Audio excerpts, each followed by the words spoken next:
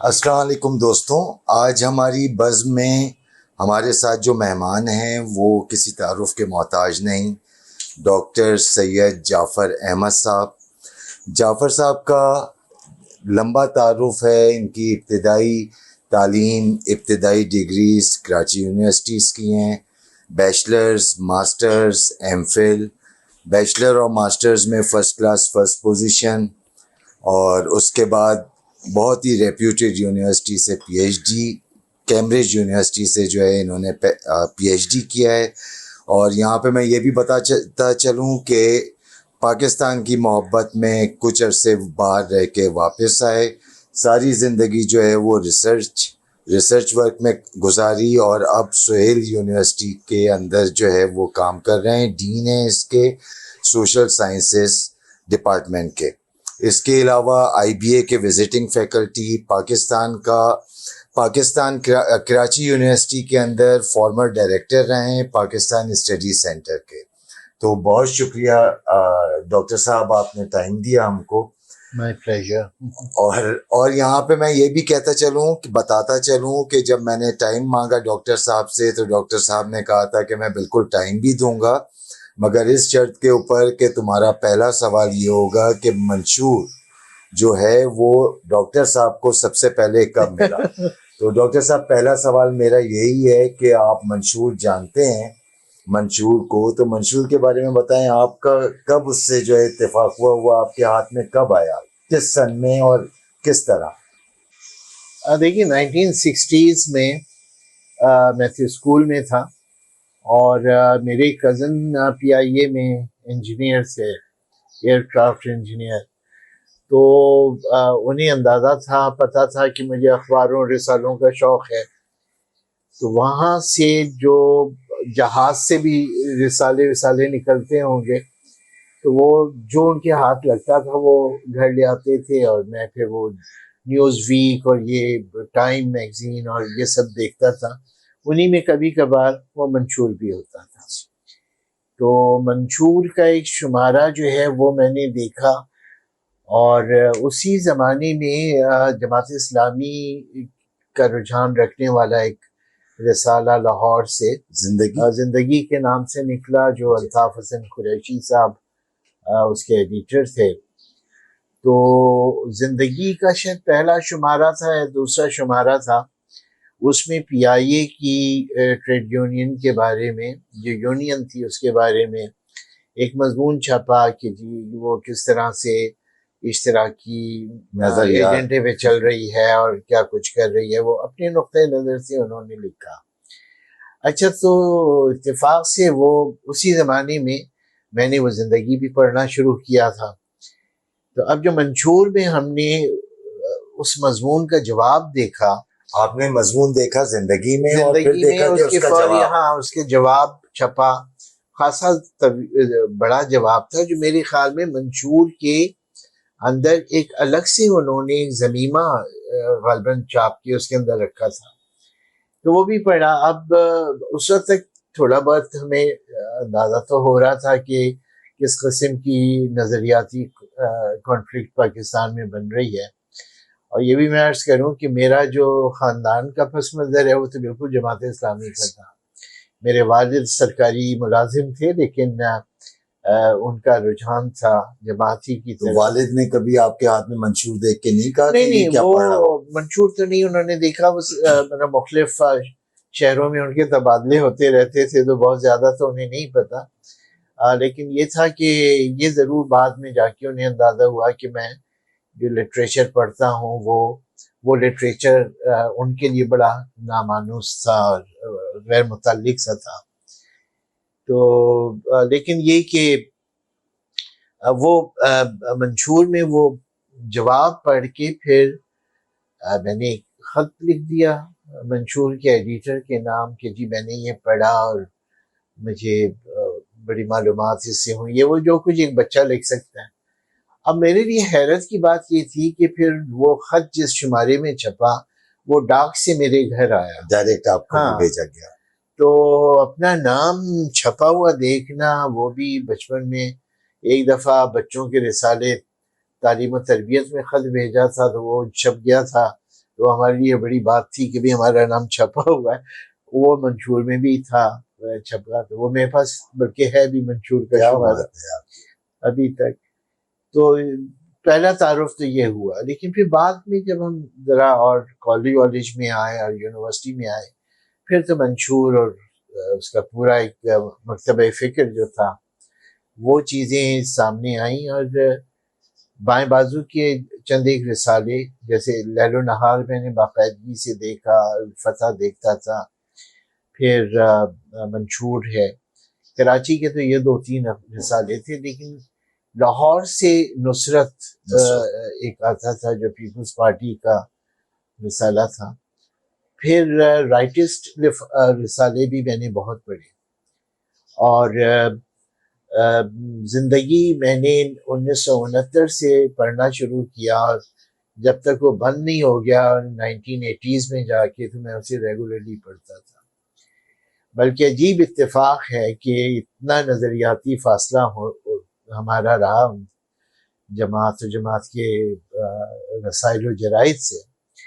لیکن اب سے کوئی 6-7 سال پہلے، 5 سال پہلے کی بات ہوگی شاید، بالکل آؤٹ آف بلو ایک دن میرے پاس الطاف حسن قریشی صاحب کا فون آ گیا. اچھا. اور وہ کہنے لگے کہ جی میں اپنے 50 سال کے انٹرویوز کا ایک انتخاب چھاپ رہا ہوں اور میں چاہتا ہوں کہ اس کا تعارف آپ لکھیں. تو میں نے ان سے کہا کہ سر مجھے ایسا لگتا ہے کہ آپ کو کسی نے غلط بتایا میرے بارے میں. میں نے کہا میں تو بالکل ایک دوسرے آربٹ میں ہوں. اور کہنے لگے کہ یہ مجھے اچھی طرح پتہ ہے، اور میں چاہ یہی رہا تھا کہ میری کتاب کا تعارف کوئی ایسے صاحب لکھیں جو ہمارے مخالفوں میں ہوں. اچھا. ورنہ تو یہ تھا کہ لاہور میں ہمارے بڑے اچھے دوست موجود ہیں، میں شامی صاحب سے لکھوا سکتا تھا، میں اور دو ایک کسی نام سے بھی. ہاں. لیکن لاہور میں ہمیں کوئی ایسا نہیں ملا. لیکن میری خواہش یہ ہے کہ ہمارا نظریاتی مخالف لکھے جس نے میری چیزیں پڑھی ہوں. تو یہ مجھے کسی نے بتایا کہ آپ اردو ڈائجسٹ اور زندگی باقاعدگی سے پڑھتے رہیں. میں نے کہا ہاں یہ تو ہے. اور میں نے پڑھا. اور میں جب انگلستان میں 5-5.5 سال رہا تب بھی میں نے پوری کوشش کی کہ میں کیمبرج سے جب بھی لندن آتا تھا تو اردو رسالے ایک دکان پہ ملتے تھے، وہاں سے میں کافی رسالے لے جاتا تھا. تو وہاں بھی میں نے ٹریک رکھنے کی کوشش کی. تو خیر وہ پھر میں نے بھی آمادگی ظاہر کر دی اور آپ نے لکھا اس میں کا نے لکھا. اور بہت یعنی جو شائستگی اور تہذیب کے دائرے میں رہتے ہوئے، بلکہ میں نے تو اس مضمون میں شروع میں یہ لکھا کہ دیکھیں ہم ماضی میں ایک ایسا زمانہ تھا ہمارا کہ باوجود نظریاتی اختلافات کے لوگوں کا ایک دوسرے کے ساتھ سماجی رابطہ بھی رہتا تھا، ایک بات چیت کا کلچر بھی تھا. اور میں نے اس میں دیا کہ بھی فیض صاحب جو ہیں وہ بابا ظہین شاہ تاجی کے پاس بیٹھے ہوئے ہیں، اور ظہین شاہ تاجی کہہ رہے ہیں کہ بھئی فیض ہم تو کسی کافر سے ملنا چاہتے تھے، تم میں سے تو پھر تھوڑا سا مسلمان نکل آیا ہے. یہاں کے جوش صاحب جو ہیں وہ مولانا مودودی سے ان کے روابط تھے، اور ایک دفعہ مولانا مودودی کراچی آئے اور غالباً پی آئی بی کالونی میں حکیم اقبال حسین کے ٹھہرے ہوئے تھے. تو جوش صاحب کو پتہ چلا تو وہ ان سے ملنے دوپہر کے وقت پہنچ گئے. اچھا وہ شاید مولانا مودودی کا آرام کا وقت تھا، تو انہیں بتایا گیا کہ وہ تو آرام کر رہے ہیں. اچھا تو جو سب نے کہا کہاں آرام کر رہے ہیں ہمیں بتائیں. تو بتایا کہ جی اس کمرے میں سو رہے ہیں. تو انہوں نے اپنی اسٹک سے نوک کیا. تو مولانا مودودی نے دروازہ کھولا تو جوش صاحب نے کہا واہ مولانا قوم کو جگا کے خود سو رہے ہو. تو میں نے کہا کہ اس طرح کی چیزیں ہوتی تھیں. یا یہ کہ وہ مشہور لطیفہ ہے کہ جوش صاحب کو پتہ چلا کہ مولانا کو گردے میں پتھری ہے، تو انہوں نے ان سے کہا مولانا اللہ آپ کو اندر سے سنسار کر رہا. تو اب یہ وہ زمانے کے آپ سوچیں کہ کہاں جوش اور کہاں مودودی.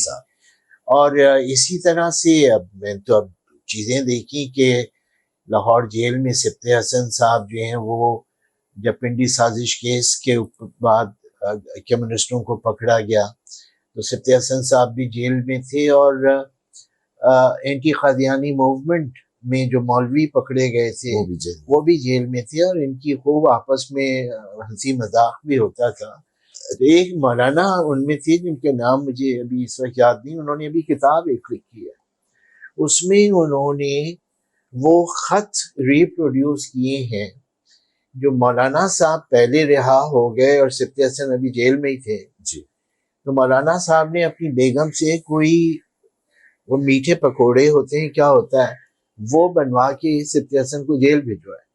تو اس کے جواب میں سبطی حسن نے جو ان کو خط بھیجا وہ بہت ہی خوبصورت تحریر ہے، جس میں انہوں نے کہا کہ بھئی آپ کا بڑا بہت شکریہ، اور بہن جی کا بھی شکریہ ادا کیجیے گا، اور باقی یہ کہ ابھی آپ کے جانے کا ہمیں بڑا نقصان ہوا، اب ہمیں عربی کون پڑھائے، اور جو آپ ہم سے انگریزی پڑھ لیتے تھے وہ اپنا سبق آپ آگے بڑھاتے رہیں اور کسی اور سے پڑھتے رہیں.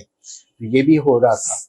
تو میرا کہنے کا مقصد یہ کہ یہ تھا اس زمانے میں، اور ابھی ہماری بیٹل آف آئیڈیاز جو ہے وہ بہت زیادہ پرسنل نہیں ہوئی تھی، اور اب تو اتنی پرسنل ہے کہ وہ بیٹل آف آئیڈیاز نہیں رہی ہے، بیٹل آف پرسنالٹی زیادہ. ایگزیکٹلی. اور معاشرے کے اندر ٹالرنس ختم ہو گئی ہے. میں آپ اگر میری بات سے اتفاق نہیں کرتے تو میں آپ پہ فتویٰ لگا دوں گا، یا میں آپ کو نہیں، آپ کو بھی زندہ رہنے کا حق نہیں رہے گا، اور میری بات بھی آپ کی نظروں میں زندہ رہنے کا کوئی حق نہیں ہوگا.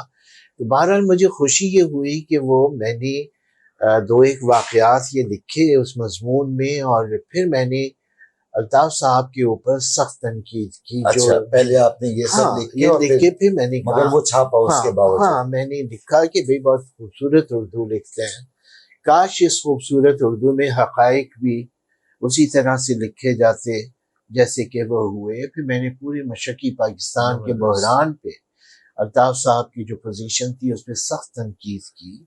پھر بھٹو کے حوالے سے ان کی جو خیالات تھے میں نے لکھا کہ بھئی بھٹو ایک سیاست دان تھے، ان کی سیاست کی کسی بھی پہلو سے کسی کو بھی اختلاف ہو سکتا ہے، لیکن الطاف صاحب نے جس طرح مہم چلا کے اور بھٹو کے خلاف لکھا، اور پھر ماشاء اللہ ضیاء الحق کا جو ہے اس کی حمایت میں جو کچھ کیا، اس کو کسی طور مطلب ہم سپورٹ نہیں کر سکتے. تو وہ سب کچھ تھا، وہ انہوں نے پورا چھاپا، خاصا طویل مضمون ہے وہ. اور اس کے اوپر اب دلچسپ بات یہ ہے کہ لوگوں کے جو کامنٹس اس کتاب پہ آئے اس میں سب نے اس بات کی نشاندہی کی، اور ان کو اس کے بھی نمبر مل گیا الطاف صاحب کو کہ انہوں نے اپنے ایک مخالف سے اپنا تعارفی مضمون لکھوایا.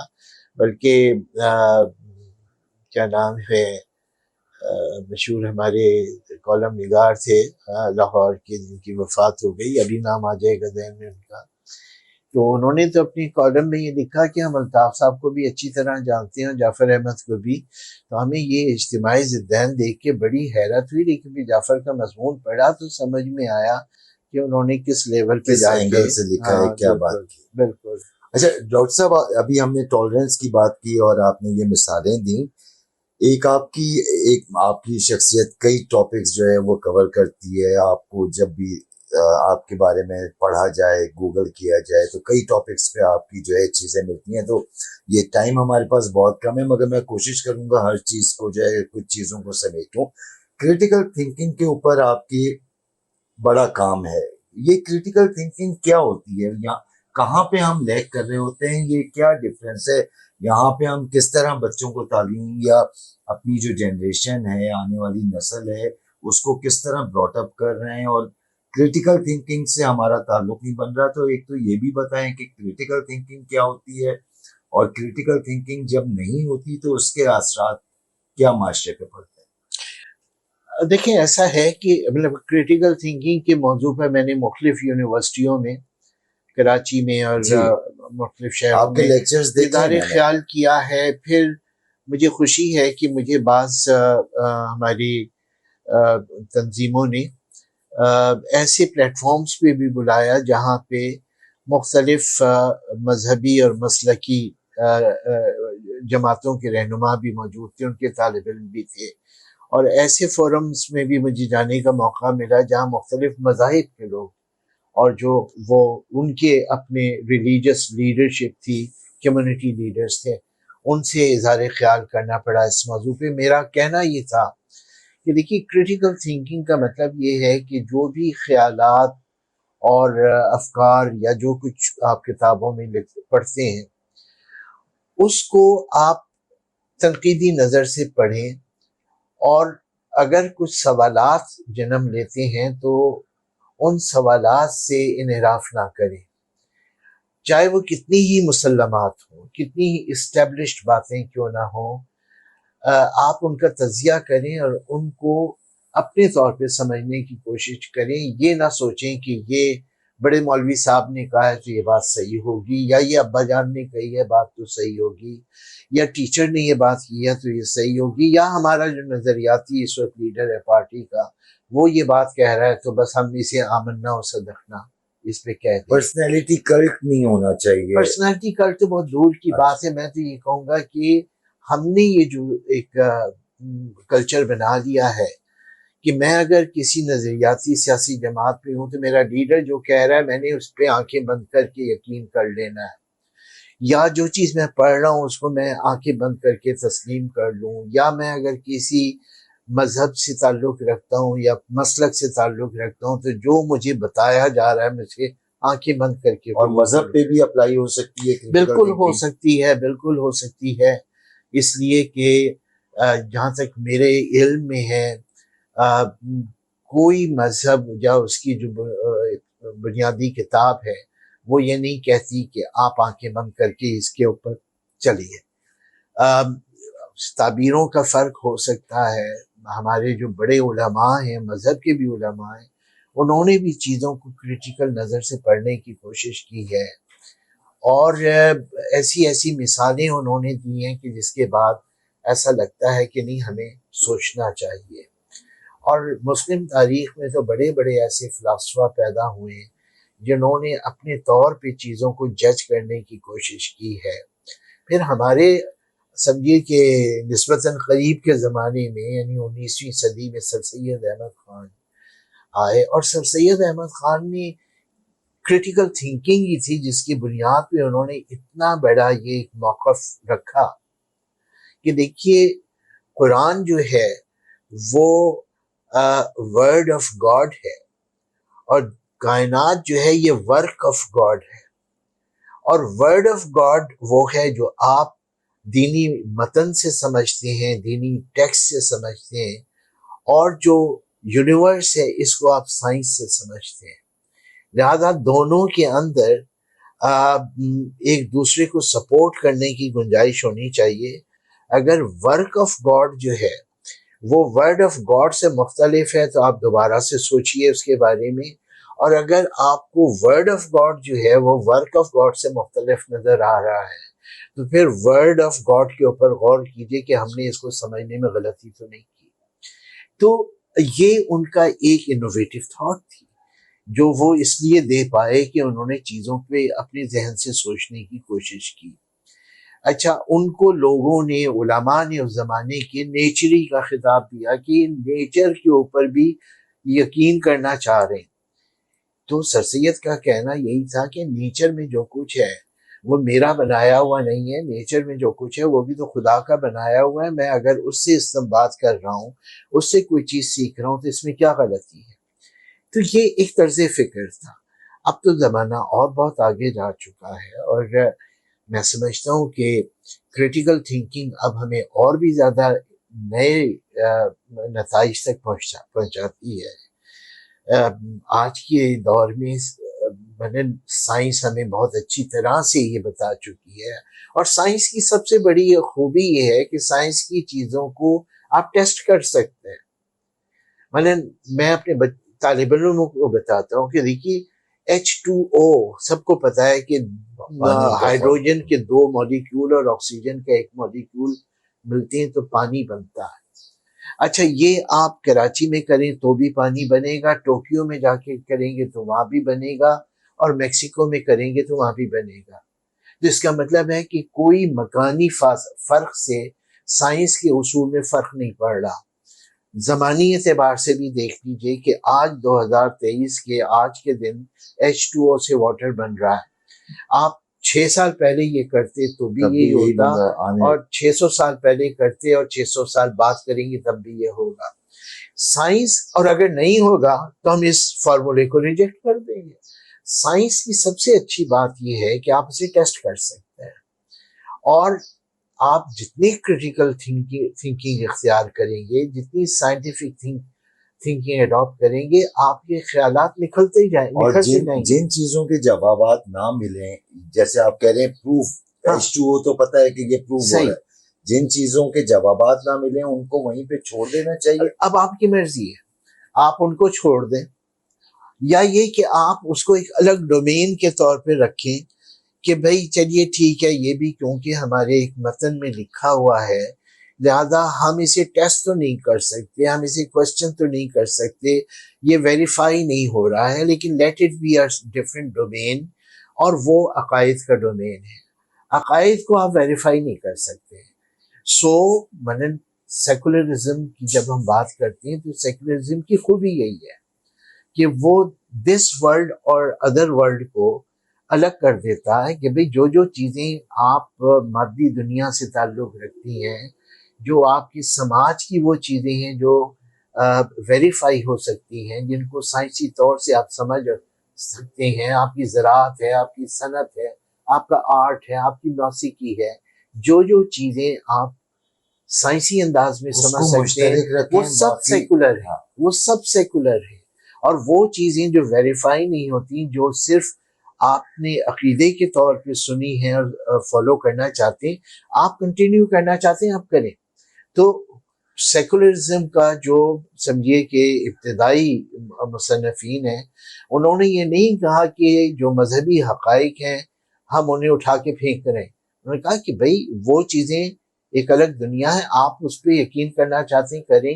تو ایک تو یہ آپ کے پاس رائٹ ہے کہ آپ اپنے مذہب پہ چلیں.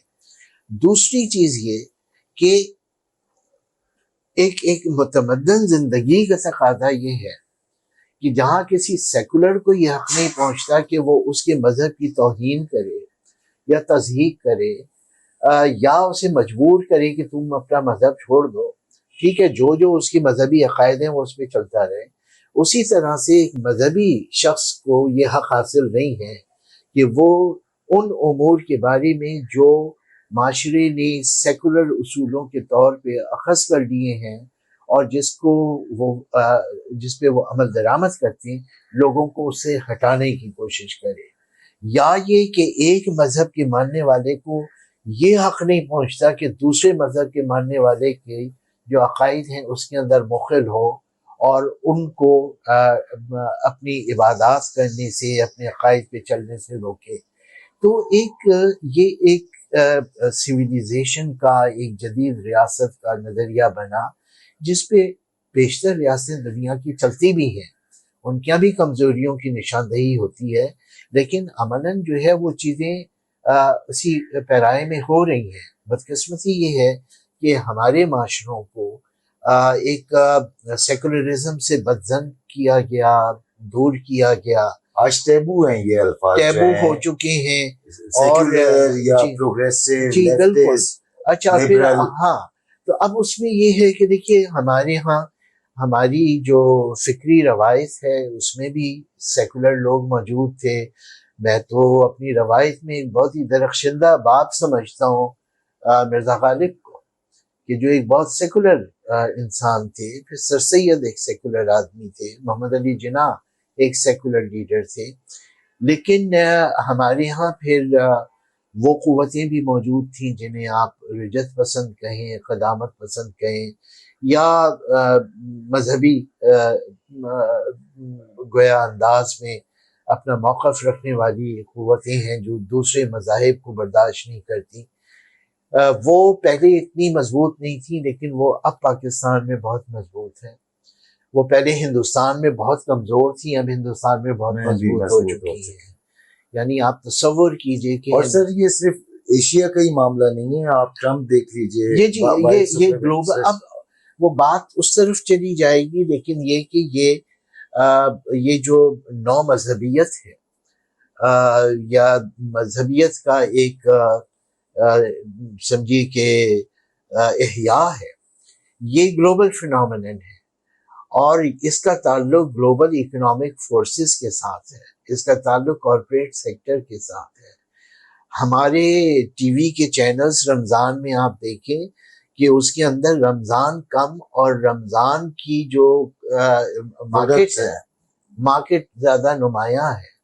ہمیں افطار سے پہلے بچپن میں کہا جاتا تھا کہ یہ دعا کا وقت ہے، اب افطار سے پہلے ہمارا چینل بتاتا ہے کہ کس مشروب سے روزہ کھولیے، یا آپ کے پاس افطار کے بعد کھانے کے لیے کون کون سے انواع و اقسام کے ڈشز ہونے چاہیے۔ ہر چیز کمرشلائز ہے، کارپوریٹ۔ جی بالکل۔ تو یہ جو نو مذہبیت ہے اس کا بہت گہرا تعلق پولیٹیکل اکانومی سے ہے، جو اس وقت ہمارے ملک ہی میں نہیں ساری دنیا میں پھیل چکی ہے۔ ٹھیک ہے سر۔ اور اس کے مختلف ڈائمینشنز ہیں۔ مثلاً ہم نے اب سے کوئی 7-8 سال 10 سال پہلے کبھی نہیں سنا تھا کہ کوئی چیز ریلیجس ٹورزم بھی ہو سکتی ہے۔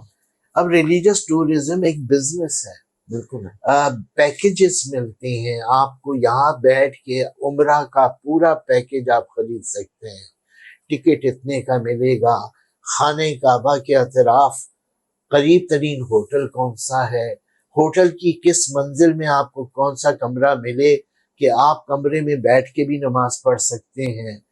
تو پورا ہمارا حج، ہمارا عمرہ یہ اب کمرشلائز ہو چکا۔ میں جب مولانا حضرت موہانی کے عمروں اور حج کے جو ان کے سفر نامے ہیں وہ پڑھتا ہوں، میں حیران ہوتا ہوں کہ بھئی اس زمانے میں حج کرنے والا، عمرہ کرنے والا کس سمجھیے کہ مادی اور روحانی تجربے سے گزرتا تھا کہ آپ جو ہے بمبئی تک جا رہے ہیں تو معلوم ہوا کہ بمبئی پہنچے ہیں آپ 2 ہفتوں میں، پھر وہاں سے جہاز میں بیٹھ کے آپ عدن پہنچ رہے ہیں، وہاں سے اس زمانے میں کوئی ایئر کنڈیشن گاڑیاں نہیں ہوتی تھیں، بسوں میں بیٹھ کے چھکڑا بسوں میں بیٹھے ہوئے چلے جا رہے ہیں، حجاز پہنچ گئے ہیں، میلوں پیدل سفر ہو رہے ہیں۔ اس کے بعد عمرہ ہوتا تھا، حضرت موہانی نے 14 عمرے یا حج کر لیے۔ اب جو ہے وہ ایئر کنڈیشن سارا پیکیج ہے، اور یہ خانہ کعبہ کے چاروں طرف جو فرش ہے وہ بھی ایئر کنڈیشن ہے۔ بالکل یہ ہے آپ نے سر یہ پیکیجز اور ٹریول کی بات کی تو ایک دم میرے ذہن میں بات آئی کہ آپ نے بھی جو ہے کروز کیا ہوا ہے، کئی ملکوں کا کروز کیا ہوا ہے، اور پیس سے ریلیٹڈ وہ معاملہ تھا، وہ کیا تھا سر؟ دیکھیے پیس کے اوپر بھی میرے کافی ایک مستقل ہی رہے ہیں لیکچرز، کئی ملک آپ گئے، کئی لیکچر ملکوں میں دیے، گئے ہیں۔ سیمینارز کیا ہم آپ نے نے، نان پرولیفریشن پہ بھی کیا، پیرس میں ایک بہت بڑی انٹرنیشنل کانفرنس تھی، اس میں ہم گئے تو 15-16 دن کی کانفرنس تھی۔ اس کے انوگرل میں یہ ہوا کہ جس سارے ریجن سے ایک ایک اسپیچ ہوگی، تو ساؤتھ ایشین لوگ اکٹھے ہو گئے سارے 10-12 جو گئے تھے وہاں پہ۔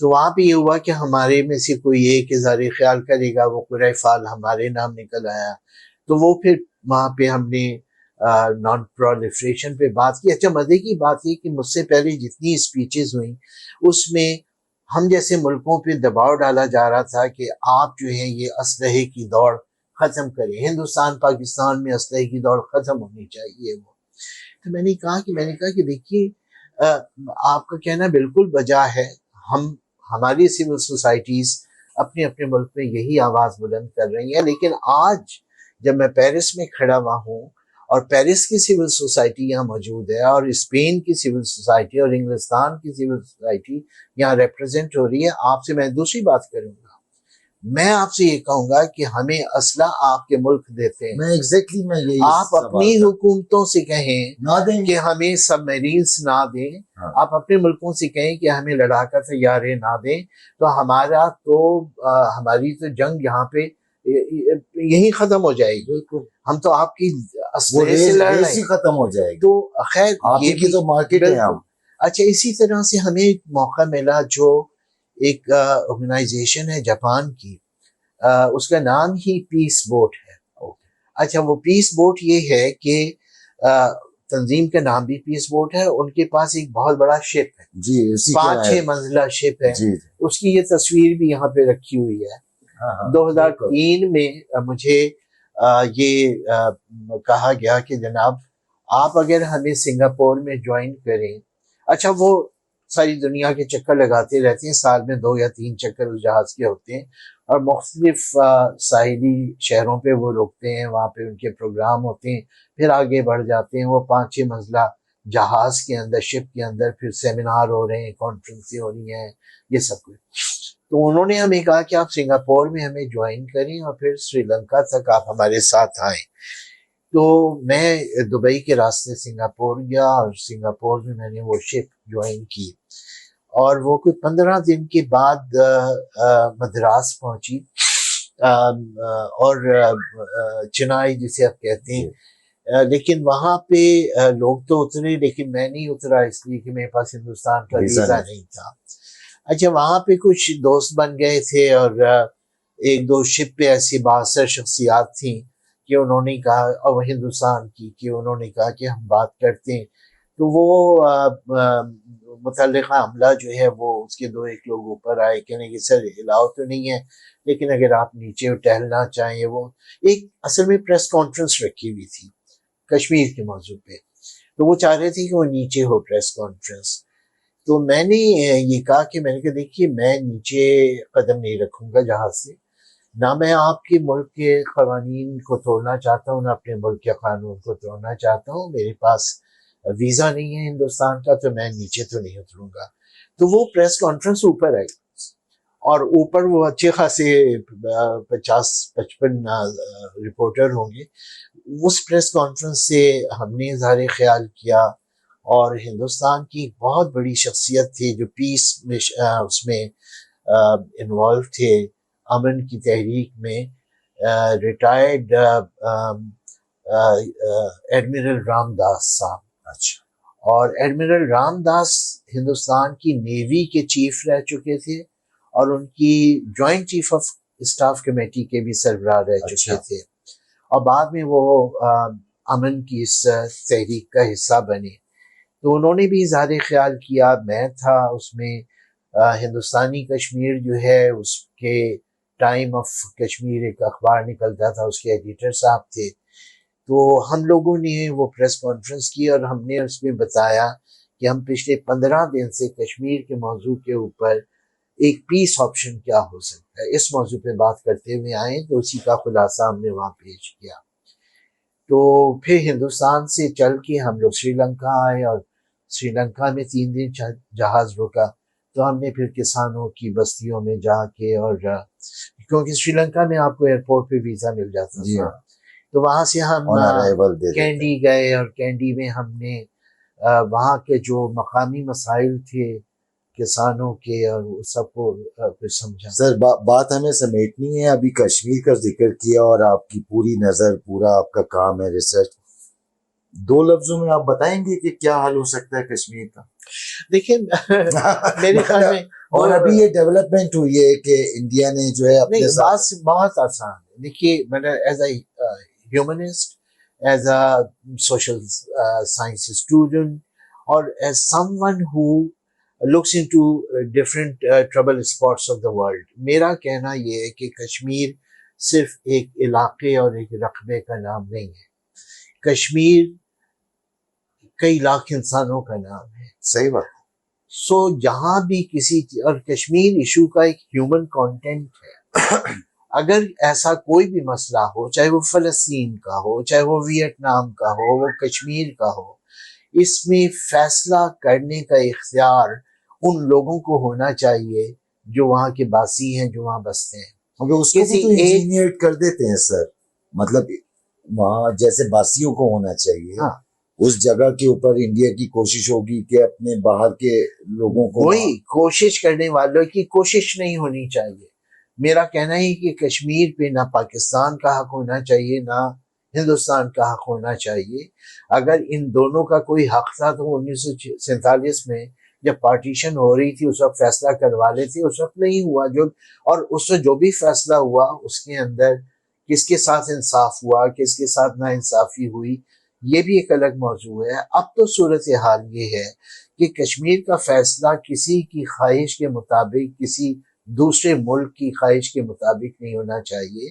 اس میں پرائمیسی اس بات کی ہونی چاہیے کہ کشمیری خود کیا چاہتے ہیں. ان کو آزادانہ فیصلہ کرنے کا حق ہونا چاہیے، چاہے وہ کشمیری اس حصے میں رہتی ہوں جو ہندوستان کے کنٹرول میں ہے یا اس حصے میں رہتی ہوں جو پاکستان کے کنٹرول میں ہے.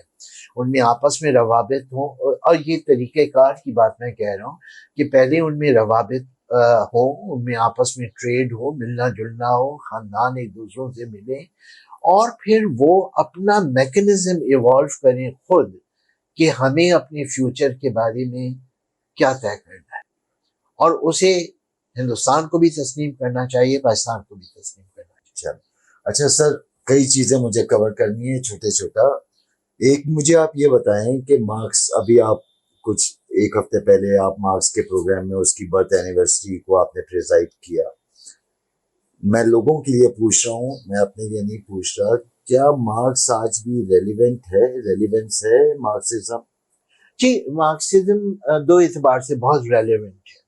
ایک تو مارکسزم کا جو لٹریچر ہے، جو مارکس نے چیزیں پروڈیوس کی، جو کانٹینٹ ہے وہ ریلیونٹ ہے اپنی جو سوشیولوجی ہے، ہسٹری ہے، ان موضوعات پر بھی، اور جو کیپٹلزم کی اس نے انالیسس کیا ہے، اس کی جو ڈائنامکس بیان کی ہیں اور ایکسپلین کیا ہے کہ کیپٹلزم میں ایکسپلائٹیشن کس طرح ہوتا ہے، وہ چیزیں آج بھی اپنے سماج کو سمجھنے کے لیے، اپنی تاریخ کو سمجھنے کے لیے، کیپٹلزم کو سمجھنے کے لیے مارکس کا جو متن ہے، جو ٹیکسٹ ہے، وہ ریلیونٹ ہے. دوسری چیز یہ کہ مارکس کی جو میتھڈالوجی ہے، بہت ساری چیزیں جو مارکس کے بعد بارے میں سامنے بتائیں آپ. مارکس کی میتھڈالوجی جو ہے وہ یہ کہ آپ چیزوں کو ایک تو جو ہسٹوریکل مٹیریلزم ہے اس کے جو بنیادی اصول ہیں ان میں رکھ کے دیکھیں، بہت ساری چیزیں آپ کو سمجھ میں آئیں گی، اور جو انسان کا ارتقاء ہوا ہے، انسان کا اور نیچر کا جو ریلیشن ڈسکور اس نے کیا ہے، ان چیزوں کو دیکھیں.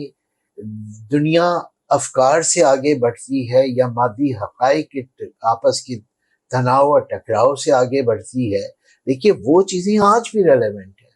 ورنہ مجھے آج آپ اگر کوئی آج کا نظری مسئلہ بیان کر رہے ہوں گے، کل ہمارے یہاں ایک بڑا انٹرسٹنگ ایک ٹاک تھا، اور ایک بہت بڑے اسکالر کو ہم نے بلایا ہوا تھا، وہاں بھی ہم نے یہی بات رکھی کہ دیکھیے یہ فکر کے ساتھ جو ایک ٹکراؤ ہے، اس سے چیزیں نہیں سمجھ میں آتی.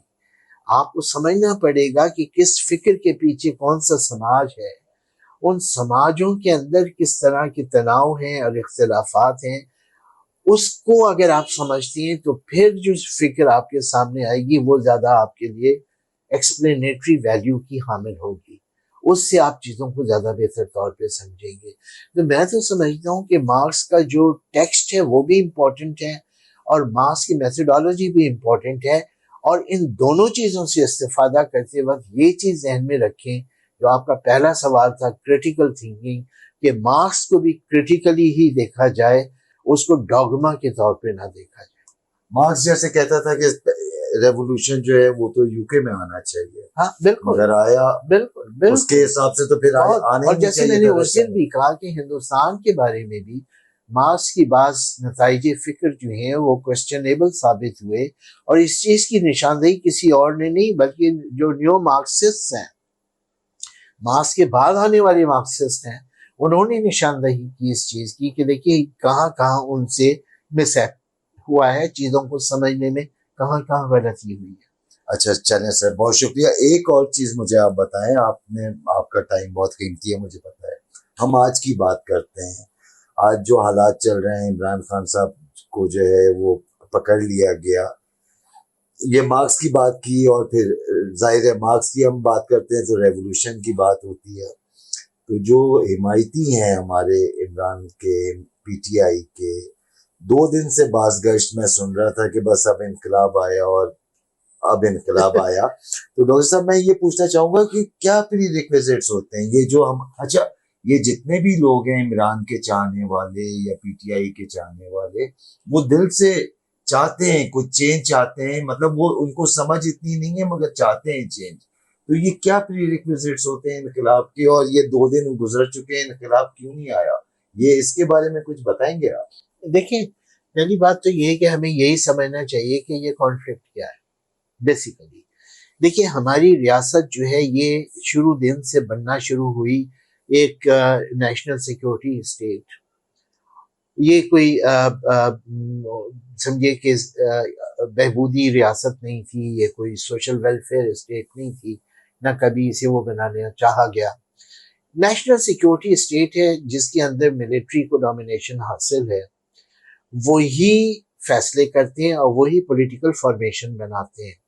میں اکثر اپنے لیکچرز میں، نیپا میں بھی، نیم میں میرے لیکچرز ہوتے ہیں جو سول سرونٹس کے لیے، انہیں میں یہ پوائنٹ سمجھانے کی کوشش کرتا ہوں کہ دیکھیے، نیشنل سیکیورٹی ساری دنیا کی ریاستوں کا مسئلہ ہے، لیکن فرق یہ ہے کہ جو ڈیموکریٹک اسٹیٹس ہیں وہ نیشنل سیکیورٹی کے ایشو کو ریزالو کرتے ہیں ڈیموکریٹک فریم ورک کے اندر.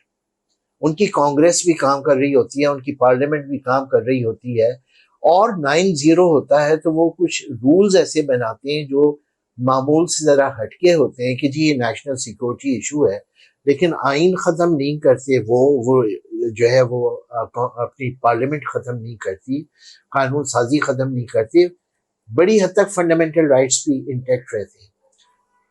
نیشنل سیکیورٹی اسٹیٹ کی پرائمیسی نیشنل سیکیورٹی ہوتی ہے، وہ فیصلہ کرتی ہے کہ ہمیں ڈیموکریسی کو کس سائز کی چاہیے اور کس حد میں رکھنا ہے ہمیں.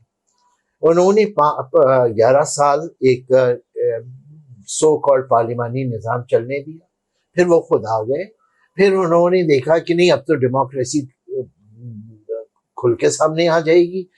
انہوں نے پرواہ نہیں کی، انہوں نے ملک آدھا کیا کہ بھئی یہ ان کے ذریعے جو ڈیموکریسی آ رہی ہے وہ قابل قبول نہیں ہو سکتی. وہ ایک لمیٹڈ سمجھے کہ کٹی پھٹی ڈیموکریسی جو ان کے نیشنل سیکیورٹی کے فریم ورک میں فٹ ہو جائے. اس کے لیے اب بڑی اچھی اصطلاح نکل آئی ہے کہ یہ ایک کیا لفظ استعمال ہوتا ہے، ابھی بلکہ زاہد حسین نے کتاب کا نام بھی وہ رکھ دیا، ابھی آ جائے گا ذہن میں، کہ اب وزیر اعظم ہوگا، پارلیمنٹ ہوگی، لیکن انہیں کرنا وہ ہوگا جو ہم چاہ رہے ہوں گے. ٹھیک ہے، تو وہ ریاست انہوں نے بنا لی. اب اس میں ہو یہ رہا ہے ٹیریٹورین اسٹیٹ نہیں، ٹیریٹورین نہیں، اچھا، مگر یہ کہہ یہ رہے مطلب ایک دوگنی وزیر ٹائپ. اعظم بھی ہوگا اور صدر بھی ہوگا، مگر ہوگا وہ دیکھیے جو نا، ہم انہوں نے محمد خان جنیجو کو وزیر اعظم بنایا اور بتا دیا کہ تمہارا ڈومین صرف اتنا ہے، اس سے زیادہ نہیں بڑھنا. بے نظیر کو وزیر اعظم بنایا، لیکن پہلے انہیں بلا کے شرائط بتا دی کہ وزیر خارجہ بھی ہمارا ہوگا، وزیر خزانہ بھی ہمارا ہوگا، اور آپ افغان ایشو پہ نہیں آپ کچھ بولیں گے، کشمیر آپ کا ڈومین نہیں ہے. ٹھیک، ہائیبریڈ ریجیم، یہ ہائیبریڈ ریجیمز کا نظام لے کے آئے. ایک ہائیبریڈ انہوں نے محمد خان جنیجو لائے، ایک ہائیبریڈ ظفر اللہ جمالی کو لائے، اور یہ ہائیبریڈیٹی کا جو انٹرسیکوینس ہے یہ عمران خان تک پہنچا. اچھا، اب ان کے ساتھ غلطی کیا ہوتی ہے، یہ جو چیز پروڈیوس کرتے ہیں اس کے اوپر ٹوٹل کنٹرول نہیں رکھ پاتے. محمد خان جنیجو شریف آدمی تھے، ان کا جب ان کے ساتھ اختلاف ہوا، ان کے اوپر تلوار چلی، وہ خاموشی گھر چلے گئے. ان کی بنائی ہوئی پروڈکٹس ان کے خلاف ہو جاتی ہیں. انہوں نے طالبان بنائے، طالبان ان کے ہاتھ سے نکل گئے. انہوں نے عرب مجاہدین کو لا کے بٹھایا، انہوں نے اپنی القاعدہ بنا لی اور وہ ان کے ہاتھ سے نکل گئے. اس کی ایک مثال آپ ہندوستان سے دے سکتے ہیں کہ وہاں پہ بھنڈرن والا صاحب جو ہیں انہیں سکھوں کا لیڈر حکومت نے بنایا، لیکن وہی بھنڈرن والا جو ہیں وہ حکومت کے خلاف جب انہوں نے کیا تو پورا آپ سمجھے کتنی بڑی بغاوت انہوں نے وہاں پہ کی، اور گولڈن ٹیمپل پہ فوج کشی کرنی پڑی. فوج کشی کامیاب ہو گئی، بھنڈرن والا مارے گئے، لیکن بعد میں اندرا گاندھی کا بھی مرڈر ہوا. تو ان کے بنائے ہوئے یہ جو ہیں یہ ان کے ہاتھ سے نکل جاتے ہیں. ایگزیکٹلی یہی ہوا ہے کہ عمران خان کو بنایا گیا. عمران خان کا کوئی ڈیموکریٹک نہ بیک گراؤنڈ ہے، نہ طرز فکر ہے، نہ وہ ڈیموکریٹ ہیں. وہ تو بلکہ جب منتخب بھی ہوئے یا کرایا گیا اس وقت بھی پارلیمانی نظام سے متنفر تھے. وہ صدارتی نظام لانا چاہتے ہیں، وہ ملک میں وحدانی نظام لانا چاہتے ہیں، وہ فیڈریشن کا، پلورالٹی کا اور اس سب کا کوئی ان کے پاس لحاظ ہی نہیں.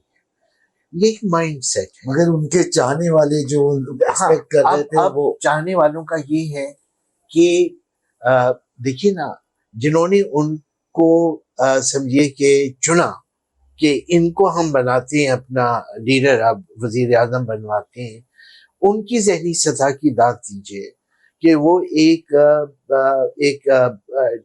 کپتان کو جس نے ایک ٹورنامنٹ جتوایا ہے اور جو ایک پبلک فگر بن گیا ہے، ایک مشہور شخصیت بن گیا ہے، اس کا گلیمر ہے، انہوں نے سوچا کہ یہ حکومت کا سربراہ بھی بن جائے تو اچھا ہے اور ہم اسے مینیج کر لیں گے.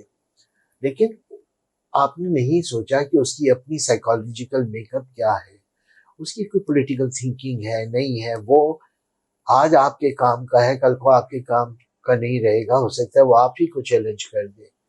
اچھا، اور پھر ظاہر ہے کہ ایک کلٹ کا بنانا، اس کلٹ کے بنانے میں ہمارے ریاستی اداروں نے اسے سپورٹ کیا، اور پھر اس کا ایک امیج بلڈنگ جس طرح کی گئی، جس طرح صحافیوں کا ایک گروپ اس کے ساتھ آ گیا. پھر سوشل میڈیا نے، اور بالکل ایک نیا ایسپیکٹ ہے جو عرب بہار سے یہ بات سامنے آئی کہ سوشل میڈیا کیا کچھ کر سکتا. عرب اسپرنگ پوری اسی کے مرہون منت، اور عرب اسپرنگ سے انہوں نے بھی یہ سیکھا. پھر یہ کہ ہمارے ہاں جس طرح سے ٹی وی چینلز آئے، آپ کے جو کیا نام ہے 1998-99 میں جو کانفلکٹ آپ کا انڈیا کے ساتھ ہوا، اس میں ہندوستان میں ایسا نظر آیا کہ وہاں کے پرائیویٹ چینلز نے وہاں کے ہندو نیشنلزم کو فروغ دینے میں بڑا اہم کردار ادا کیا. نیشنلزم اور ہندو نیشنلزم. تو ہمارے ہاں بھی یہ سوچا گیا کہ ہمیں بھی ٹی وی چینلز بنانے چاہیے، اور ٹی وی چینلز بنائے. وہ ٹی وی چینلز بنائے تو جنرل مشرف نے اس خیال سے تھے کہ ان کا جو نیشنل سیکیورٹی کا پورا پیراڈائم ہے اسے فروغ ہوگا. اسے ہوا فروغ، لیکن پھر چینلز نے اپنے بھی ایجنڈے بنائے، اور کارپوریٹ سیکٹر کے ساتھ جو اسٹیبلشمنٹ کا سمبند تھا اس میں کارپوریٹ سیکٹر نے سوچا کہ اگر ہم انہیں فائدہ پہنچا رہے ہیں تو ہم اپنا بھی فائدے کے راستے نکالیں. وہ بھی انہوں نے نکالے. تو یہ آپ دیکھیں کہ پھر کئی چینل ایسے بھی نکل آئے جو زیادہ آؤٹ اسپوکن ہو گئے. تو اس وقت جو کچھ ہے وہ، یعنی آپ سمجھیں کہ ایک طرف نیشنل سیکیورٹی اسٹیٹ کا پورا ڈھانچہ ہے، اور دوسری طرف ایک انڈیویجول ہے جو اپنے میک اپ میں بالکل فاشسٹ ہے. یہ ہے، اور اس تناؤ سے اور اس لڑائی سے انقلاب تو خیر بہت دور کی بات ہے، وہ تو ایک لفظ ہے جو لوگوں کو پتا ہے، ورنہ یہ کہ انقلاب کیا ہوتا ہے. ورنہ آج تک کسی نے نہیں پوچھا کہ عمران خان صاحب کا اکنامک پروگرام کیا ہے. وہ ایگریکلچر کے حوالے سے نہیں، اس کے اوپر تو بات ہے، کچھ بھی صرف کرپشن ختم کر دیا. 3.5 سال وہ جو حکومت میں رہے ہیں، ان 3.5 برسوں کے اندر انہوں نے ورلڈ بینک ہی کے ملازمین کو بلا کے اپنا ایڈوائزر بنایا اور اپنا وزیر خزانہ بنایا. تو ان کو تو میرے خیال میں اوسط درجے کی بھی معلومات نہیں ہے اکنامی کے بارے میں. وہ خود ایک دفعہ یہ کہہ چکے ہیں کہ مجھے تو صبح پتہ چلا کہ ڈالر کے ریٹ کیا ہو گئے ہیں اور روپے کتنا گھٹ چکا ہے.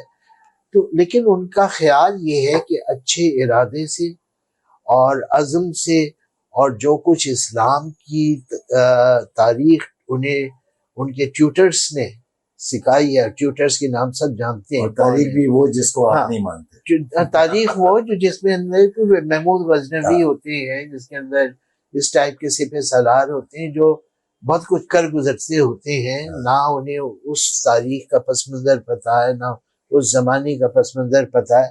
تو بس ان کا یہ کہ ایک طاقتور power can do any thing. اور ان کا پورا فلسفہ یہ ہے کہ پاور ہو اور اختیار ہو، 500 لوگوں کو میں مار دوں جیسے چائنا میں ان کا خیال ہے مار دیا گیا تھا، یا اتنے لوگوں کو مار دو جیسا کہ ان کے خیال میں ایران میں مارا گیا تھا، تو انقلاب آ جاتا ہے. یہ ان کی پوری انقلاب کی تھنکنگ ہے. اچھا، جو ناخواندہ، جو نیم خواندہ یا جذباتی ایلیمنٹ ہے جس کے اندر بالکل ان پڑھ بھی شامل ہیں، ان میں ایلیٹ اسکولوں کے پڑھے ہوئے نوجوان بھی شامل ہیں. اور زیادہ تر سر اس میں وہ لوگ شامل ہیں جو یورپ، امریکہ، کینیڈا میں بیٹھے ہوئے وہاں بھی بیٹھے گھروں میں. جی بالکل. اور سوشل میڈیا پہ کہتے ہیں کہ یار گھر سے باہر تم لوگ کیوں نہیں نکل رہے، پاکستانیوں کو جو پاکستان میں. بالکل. تو یہ بھی ایک ہپوکریسی نہیں ہے سر کہ آپ تو. یہ ایک الگ موضوع ہے کہ جو پاکستانی ایکسپیٹریٹ پاکستانیز کینیڈا، امریکہ اور یورپ میں ہیں، مطلب ان کی ایک بڑی تعداد، میں سب تو نہیں کہوں گا، ان کی ایک بڑی تعداد وہ ہے جو خود ان معاشروں سے کچھ حاصل نہ کر سکی in terms of betterment of values, in terms of betterment of ideas. یہ وہاں اچھے روزگار کے لیے گئے تھے، اچھی تنخواہوں، اچھے مشاہروں کے لیے گئے تھے، وہ انہیں وہاں مل گئے ہیں. بالکل. اور وہاں یہ مطلب ہم نے کبھی نہیں دیکھا کہ کوئی ہمیں یہ بتاتا کہ ہم نے یہاں پہ کوئی نئے جو تجربات ہو رہے ہیں ان سے کتنی واقفیت حاصل کی، جو اسٹیٹ آف دا آرٹ چیزیں ہو رہی ہیں ان سے ہم کتنا جڑے، میڈیسن کے شعبے میں، انجینئرنگ کے شعبے میں. کبھی تو ہمیں یہ بیک ہوم فونوں پہ بتائیں کہ یہاں پہ کیا چیزیں نئی ہو رہی ہیں، آرٹ میں کیا ہو رہا ہے، نئے آرٹ کے اسکولز کون سے ہیں، لٹریچر کیا وہاں پہ پروڈیوس ہو رہا ہے. یہ ان سب چیزوں سے وہاں بھی کٹے ہوئے. یہ وہاں پہ ایک بڑی تعداد پاکستانیوں کی بدقسمتی سے وہاں انکلیوز بنا کے رہ رہے.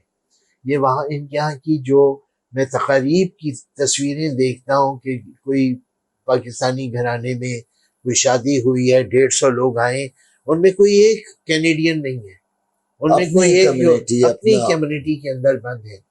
تو یہ ایک طرح سے وہاں پہ کلچرل سمجھے ایلینیشن کا بھی شکار ہیں، جس کی وجہ سے یہ چاہتے ہیں کہ ہم اپنے کلچر میں بہت کامیابیاں حاصل کریں.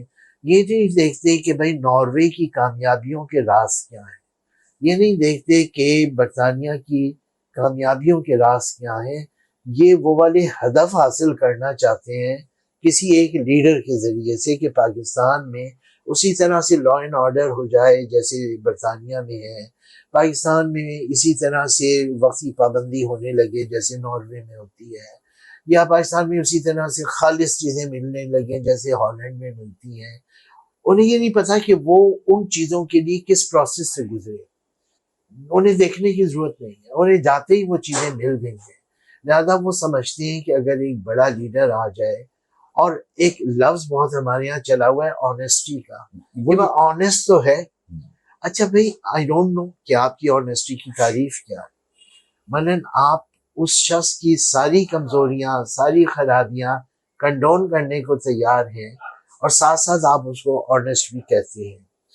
تو یہ ایک مائنڈ سیٹ ہے جو بدقسمتی سے بنا، جو وہاں بھی بنا، جو یہاں بھی بنایا گیا، آپ کے نصاب نے بھی بنایا. اسکولوں میں ہم اپنے بچوں کو جو مائنڈ سیٹ دے رہے ہیں کہ ایک طاقتور شخص جو ہے، جو ایماندار ہو اور نمازیں بھی پڑھتا ہو، وہ قوم کو لیڈ کرے تو کامیابیاں ہی کامیابیاں ہیں. یہ وہ مائنڈ سیٹ ہے جو نسیم حجازی کے ناولوں نے دیا ہے.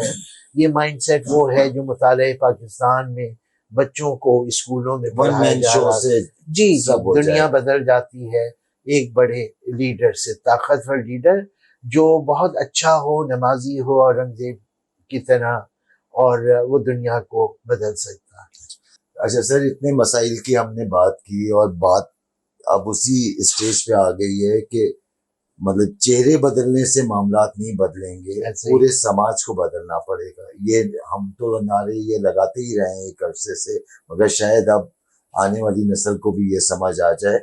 میں صرف معلوم یہ کرنا چاہ رہا ہوں اور پوچھنا یہ چاہ رہا ہوں، کیا یہ سماج کبھی بدلے گا سر؟ ہاں ہوپفل ہیں آپ؟ نہیں، یہ دیکھیے بڑی بات جو آخری بات آپ نے کی، یہ سب سے اہم بات ہے.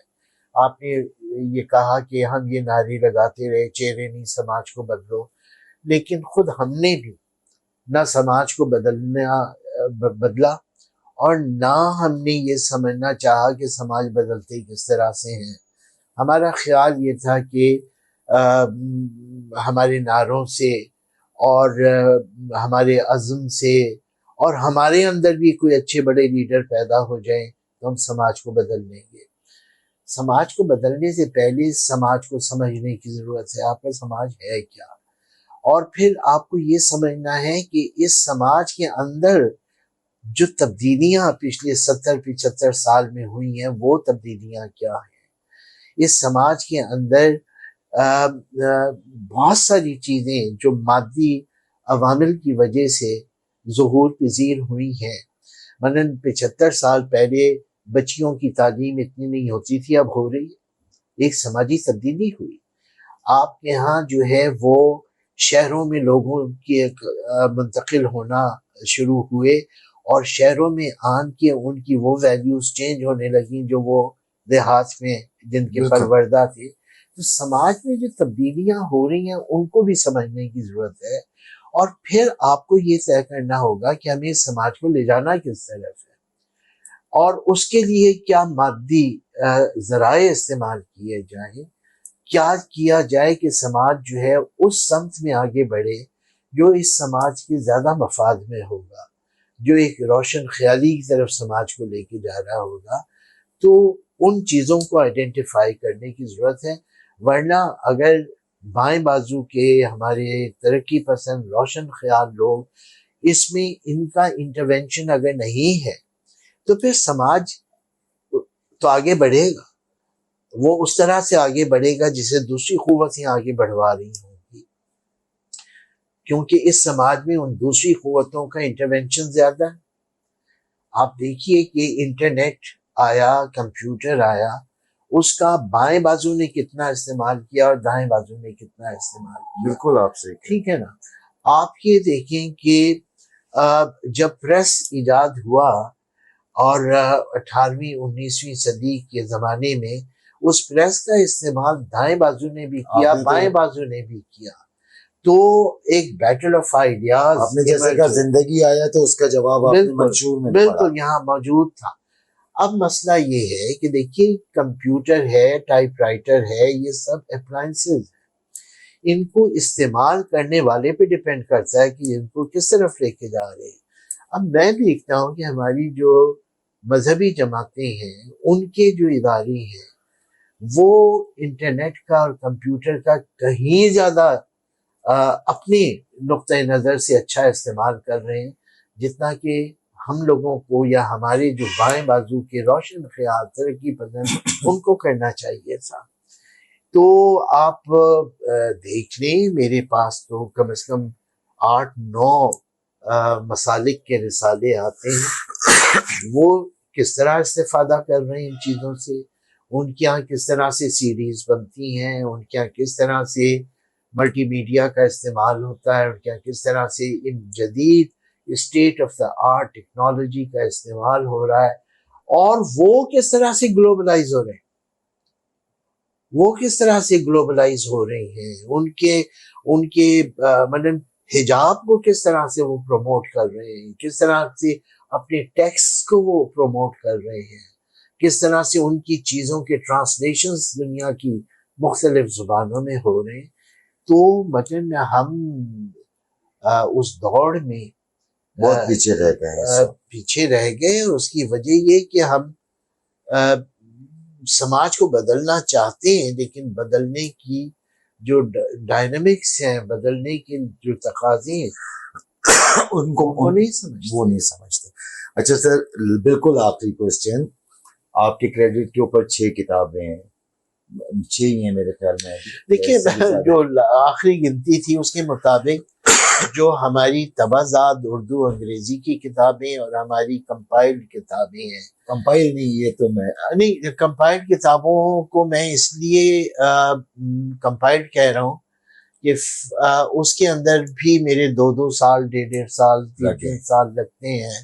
ابھی ہم نے رشاد محمود صاحب کی یادداشتیں چھاپی تو ہم کوئی 1 سال رشاد محمود صاحب کو یہاں بٹھا کے انٹرویو کرتے رہے اور پھر اس کو ٹرانسکرائب کیا، پھر اس کو ایڈٹ کیا، پھر ان سے فردر چیزیں پوچھی، اس طرح سے کی. تو میرا خیال ہے کہ جو میرے کلیکٹڈ آرٹیکلز ہیں، جو کتابیں ہیں، جو کمپائل کی، سب ملا کے کوئی میرے خیال میں 30 تو ہیں. 30 ہیں، بڑی بات ہے. اور سر یہ 30 کے اوپر ظاہر ہے میں آپ سے جو ہے وہ چیزیں دیکھوں گا آپ کی اور لوں گا بھی آپ سے، کیونکہ ایک آدھ میں نے چیک کیا لبرٹی پہ اس وقت نہیں ہے، آؤٹ آف اسٹاک ہوئی نہیں ہے. اب مجھے آپ یہ بتائیں، ابھی بھی آپ ریسرچ کر رہے ہیں اور یہ سب، یہ میں دیکھ رہا ہوں پوری ٹیبل آپ کی بھری ہوئی ہے، تو یہ سہیل یونیورسٹی میں آپ کس اسائنمنٹ پہ کیا کام کر رہے ہیں؟ دیکھیے یہ بس آخری سوال ہے. بیسیکلی تو یہ جو پوری جو بلڈنگ ہے، اس بلڈنگ میں جیسے میں نے کہا کہ ہمیں یہ اسپیس دے دی گئی تھی اپنا انسٹیٹیوٹ بنانے کے لیے. تو پہلے یہ انسٹیٹیوٹ بنا، institute of historical and social research, جس میں ہمارے سمجھیے کہ پیٹرن جو تھے وہ آئی رحمان صاحب اور پھر جو ہے ڈاکٹر مبارک علی صاحب، تسنیم صدیقی صاحب، زاہدہ حنا صاحبہ، اس طرح سے ہمارے کوئی 10-12 بورڈ آف گورنرز کے لوگ ہیں جو ہمیں ہمارے کام کو دیکھتے ہیں، اپروو کرتے ہیں، یہ وہ سارا کچھ. اب جب یہ کام آگے بڑھا تو پھر جناح میڈیکل اینڈ ڈینٹل کالج جو اسی بلڈنگ میں تھا، ان کو چارٹر مل گیا سہیل یونیورسٹی کا. جب سہیل یونیورسٹی بن گئی تو انہوں نے ہم سے خواہش ظاہر کی، طارق سہیل صاحب نے جو ہمارے بورڈ آف گورنر کے چیئر بھی ہیں، کہ آپ ڈین سوشل سائنسز بن جائیں. بلکہ میں نے تو ہنس کے کہا کہ جی میں تو اسی انتظامی ذمہ داریوں سے تو بھاگ رہا تھا، لیکن ظاہر ہے ان سے ہمارا اتنا دوستانہ تعلق ہے اور ان کی خواہش تھی، تو اس کے احترام میں پھر میں نے کنسیڈ کیا اور میں dean faculty of social sciences ہوں. 2 ڈپارٹمنٹس کی ہمیں ہائر ایجوکیشن کمیشن سے اپروول مل چکی ہے، ایک ڈیولپمنٹ اسٹڈیز کی اور ایک اکنامکس کی. لیکن ابھی اور دونوں پروگرامز ہیں سر، گریجویشن اور وہ ماسٹرز تک جائیں گے. لیکن اس میں ابھی قباحت یہ ہے کہ ہمیں جب یہ چارٹر ملا اور یہ الاؤنس ملا HEC سے، تو یہ پینڈیمک آ چکا تھا، تو ہم فیکلٹی ریکروٹ کر چکے تھے. اب اسٹوڈنٹس کو تو لا نہیں سکتے تھے، فیکلٹی کو بھی ہم نے پھر معذرت کی کہ بھئی ہم فل سیلری تو نہیں دے سکتے، ہاف سیلری میں آپ اگر رکنا چاہیں تو رک جائیں. پھر اس کے بعد یہ ہوا کہ ان میں سے 1-2 لوگوں کو اسکالرشپ باہر کی مل گئی، وہ باہر چلے گئے. تو ابھی ہمارا جو یہ پروگرام ہے، اچھا اس کے بعد جب ہم نے فرسٹ ٹائم 2022 میں ایڈورٹائز کیا تو ہمارے پاس اتنے کینڈیڈیٹس نہیں تھے کہ ہم پورا پروگرام رن کرتے. اب آپ تصور کیجئے کہ اگر 6 ٹیچرز ہیں، ایک پروفیسر، ایک ایسوسیٹ، 2 اسسٹنٹ پروفیسر، 2 لیکچررز، اور اسٹوڈنٹ صرف 24 ہیں یا 20 ہیں، تو وہ پھر کاسٹ افیکٹو بھی نہیں رہے گا، تو وہ پھر کلاسیں نہیں شروع کی جا سکی. لیکن نیئر فیوچر میں اب کلاسز اس کی دونوں ڈپارٹمنٹس کی شروع. اور سر ریسرچ، ابھی ریسرچ کیا کام کر رہے ہیں؟ ریسرچ تو ہمارے یہاں وہ ہے جو ہمارا اپنا ایجنڈا ہے ہمارے انسٹیٹیوٹ کا، کہ ہم پیپلز ہسٹری پہ کام کرتے ہیں.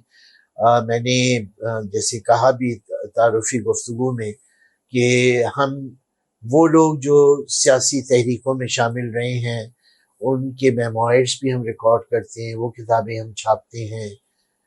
اسی رشاد محمود صاحب کی کتاب ہم نے چھاپی، کرامت علی صاحب کی کتاب ہم نے چھاپی. اسی طرح سے اب ایک ہم نے کتاب شائع کی ہے حیدر بخش جتوئی صاحب کی ساری رائٹنگز جو ہیں پچھلے سمجھے کہ 50-60 سال میں جو انہوں نے لکھی، وہی ضخیم کتاب ہے. پھر ہم نے خدائی خدمتگار تحریک کے اوپر 2 جلدوں میں کتاب شائع کی ہے میراج محمد خان پہ کتاب ہماری تقریباً تیار ہے. پھر سندھ کے بڑے لیڈر تھے قاضی فیض محمد صاحب، ان کی خود نوشت سندھی میں ہے، اس کا اردو ترجمہ وہ بھی تیار ہے، وہ چھپنے والا ہے. تو پھر ایک بڑا کام جو ہمارے یہاں ہوا ہے وہ ایک دم سے تو نہیں سامنے آئے گا، قسطوں میں ہی آئے گا. آئیے رحمان صاحب کی ہم نے کوئی سمجھے کہ 50 سال کی تحریریں یکجا کی ہیں، اچھا. اور وہ 1500 سے زیادہ ان کے مضامین ہیں. تو یہ کوئی 7-8 جلدوں میں یہ کام ہوگا، چھپے گا. وہ ہے نیشنل عوامی پارٹی کی ڈاکومنٹس ہم نے ساری اکٹھا کی ہیں. بھاشانی صاحب، ہاں، جو بھاشانی پہلے اس کے صدر تھے جی. اور بعد میں وہ تقسیم بھی ہو گئی. تو تقسیم کے بعد دونوں گروپوں کی جو ڈاکومنٹس ہاں وہ ہیں ولی گروپ، اور پھر جو دوسرے سمجھے کہ عابد حسن منٹو صاحب اور یہ لوگ جو تھے میجر احساس صاحب وغیرہ، ان سب کی بھی جو چیزیں جو دستیاب ہو سکیں وہ بھی اچھی خاصی 1500 صفحے پر مشتمل. زبردست. چلے سر، بہت شکریہ، آپ نے اپنے کام کے بارے میں بتایا، آپ نے اتنا ٹائم دیا اور مختلف چیزوں کے بارے میں جو ہے ہم سے اپنے خیالات کا جو ہے اظہار کیا. آئندہ بھی آپ کو تکلیف دیتے رہیں گے sir. Thank you very much. Most welcome.